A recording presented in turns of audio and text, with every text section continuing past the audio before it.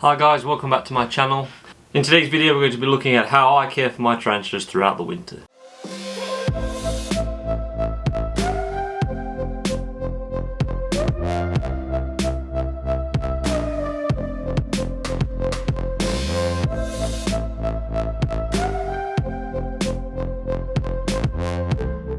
So like I previously said, we're going to be talking about some of the things I do in my collection when the colder weather starts to come around. Now here in the UK we have quite mild winters where the temperature doesn't regularly drop below freezing. We probably have a few months where it goes really cold, but you know, between the autumn months and the spring month, you know, they stay in about 5 to 10 degrees, so it's still quite cold. It's certainly too cold for a tarantula. So here is some things that I do within my collection just to keep the temperature, just keep the ambient temperature up a bit. Sorry, my OBT's just out, so I was just having a quick look. So really, just to keep the ambient temperature in the room up so that the tarantulas don't have too much of a shock to the system when the temperature does change, because it does change quite rapidly. I'll talk about my feeding schedule during the winter and keeping on top of moisture requirements. Okay, so at first glance it may look like my collection is fairly normal and that there is no extra heating required, or no extra heating available. But what you don't see on camera is that down in the corner, as you can see, take note this is where all my spiderlings are, to the right hand side. Down in the right corner is an oil filled radiator. Now I just have this set on low throughout the winter months, and this keeps the ambient temperature of the room in the 20s. So in theory I'm not adding any additional heat to the room to try and, what would you call it, like power, I don't know, to try and like get some massive growth spurts out of my tarantulas. I'm not trying to do that. I'm just trying to keep the ambient temperature at, you know, around 20 to 25 degrees so that the room doesn't overheat but the tarantulas don't feel the chill from the colder weather that's happening outside. I will show you the OBT that is just very rare that we see this one out, so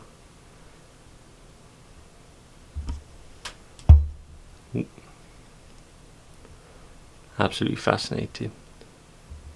OBT is getting some size now, and just above, and just to the left there, we can see the Davis pantaloris. I'm filming this quite early in the morning, so a lot of the tarantulas are out at the moment. So yeah, I just have this oil radiator on next to all of my collection just to increase the ambient temperature to about 20 to 25 degrees. I found that this is more than adequate throughout the winter months, just to keep the tarantulas not hot, because I do believe that some change in temperature is necessary, because again, in the wild the temperature will drop at night and in the colder months. So, you know, a seasonal change certainly won't hurt the tarantulas. Now, as far as feedings go, I do like to let the tarantulas wait a bit longer in between meals during the colder months. Now, I find that a lot of them won't eat regularly when it does drop a bit cooler. Don't forget, I am in the summertime it can get to about 30 degrees in this room. So now we're down to about 20 to 25 degrees. There is definitely a large difference in temperature there. So I do think the spiders can sense that and, you know, kind of go into a low power mode, if you will. So from what I've noticed, a lot of them tend not to eat as much, so I will space it out. My adults will probably only get fed once every 2 weeks, like a medium sized meal, or like once a month a large meal. The spiderlings go from every 5 days up to like every 7 to 10 days. The juveniles are pretty straightforward. I just give them, you know, normally it's once every 7 days, they go up to 10 days. So they're not going hungry. I just, you know, like to space them out a bit more. I don't know if this serves any purpose, but it's just what I'm comfortable doing and something that I'm seeing if I notice a difference in the way the tarantulas behave. There's definitely nothing wrong with feeding my tarantulas every 10 days. I could feed them all every 12 days if I wanted to, but I'm not going to do that. I do not switch up the variety during the winter months. As again, just locusts, crickets, mealworms, dubia roaches, all the great feeder insects that there are available.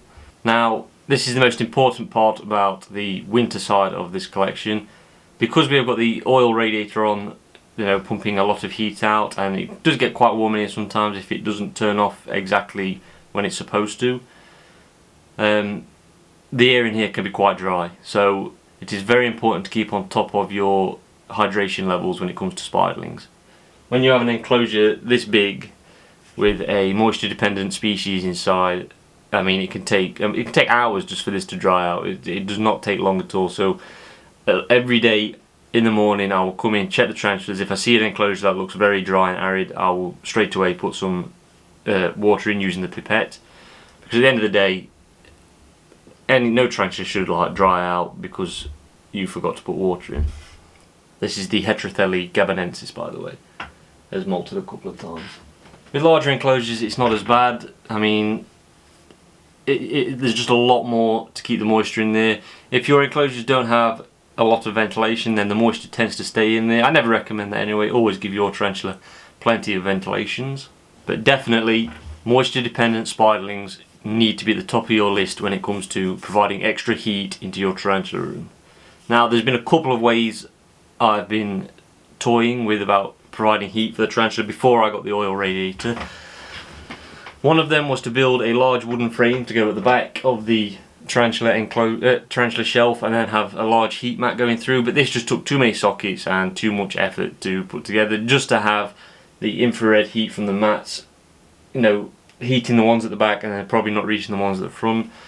Plus, having the snakes and everything, I would rather have the ambient air temperature in this room quite high. So the oil radiator in a small room, if you have a dedicated room for your tarantulas, the oil radiator is definitely the way to go. Now, these oil radiators are very safe. They have cutouts and thermal cut-off switches, and the technology has come a long way for them to be safe now. So as long as you buy a good reputable brand and do your research, read your reviews online, you should have no problems whatsoever with an oil radiator. And just remember, if you buy cheap, you're probably going to buy twice. So make sure, if it's something that you plan on getting, to maybe put a little bit more money to one side just to afford something that is stable, can provide that air temperature, cuts off when it needs to, and doesn't overheat your tarantula room. And at the end of the day, if you want to increase the temperatures in your tarantula room to a more tropical level, like up to the between 25 and 30 degrees, then feel free to do so, but just make sure you keep on top of that hydration. The increased temperature will lead to faster growth rates, especially with some of the old world species. I've noticed that before the Harpactira pulchripes, before I got the oil radiator about a year ago, the Harpactira pulchripes just didn't molt at all. It was so small and it just would not molt at all. But as soon as I provided that little bit of extra heat, because it was around this time I bought the Harpactira pulchripes, as soon as I got the extra heat during that winter period, then the growth rate just exploded and it molted like clockwork straight after each other. It's slowed down again now because the temperature has definitely dropped in this room. Higher temperatures, frequent feeding will definitely lead to higher growth rates if that's something that you're after. Personally, I just like to enjoy growing all of the spiders in my collection at a steady rate. So stay tuned for some upcoming videos, because we've definitely got some rehouses coming. This is a Ceratogyrus sanderi and is in desperate need of a rehouse. There is a Tapinyokinus rasti in here that is in desperate need of another rehouse. So two exciting rehouses that's going to be coming very soon. So if you enjoyed that video, guys, and you agreed with any of the points I made, then please feel free to leave a comment down below letting me know. As always, subscribe to my YouTube channel, and if you want extra bonus content, then head on over to my Instagram, TikTok, and no, just my Instagram and TikTok, because I post daily content there. TikTok, I include all of my feeding videos, and Instagram is where I post my daily photos. So yeah, please feel free to head on over there and check them out and follow those social media platforms. And as always, I'll see you again next time. Thank you, goodbye.